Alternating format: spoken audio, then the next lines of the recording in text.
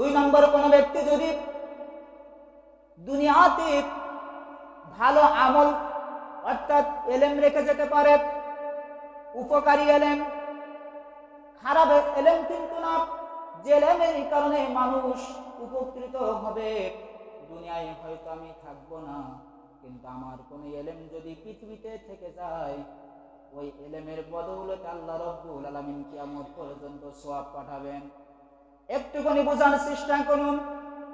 আমি দুনিয়াতে থাকবো না, কিন্তু যদি আমি পবিত্র কোরআনুল কারীমের তাফসীর লিখে যেতে পারি, পবিত্র কোরআনুল কারীমের তাফসীর লিখে যেতে পারি, হাদিসের ছোট্ট ছোট্ট বই লিখে যেতে পারি, অথবা কোন সন্তানকে, কোন ছাত্রকে কোরআন সুন্নাহর জ্ঞান শিক্ষা দিয়ে যেতে পারি, ওই এলেম যতদিন পর্যন্ত দুনিয়ায় থাকবে, মানুষ উপকৃত হবে, ততদিন পর্যন্ত আমার আমল নামায় আমি মারা গেলেও সওয়াবগুলি আল্লাহ পাক লিখে দিবেন। সুবহানাল্লাহ বলেন। আমরা জগৎ বিখ্যাত কিছু আলেমদের দেখতে পাই।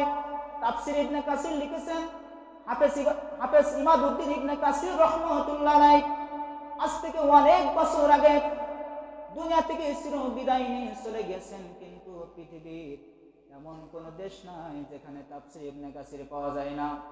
সে যে একটি ভালো উপকারী এলেম রেখে গিয়েছেন। আমরা পড়েছি কিয়ামত পর্যন্ত মাদ্রাসা লাইনে যারা পড়বে, জেনারেল লাইনে যারা পড়বে, কোরআনের ব্যাখ্যা বোঝার জন্য তাফসীরুল ইবনে কাসির পড়বে, তার আমলনামায় সওয়াব আল্লাহ রাব্বুল আলামিন লিপিবদ্ধ করে দিবেন। সুবহানাল্লাহ পড়েন।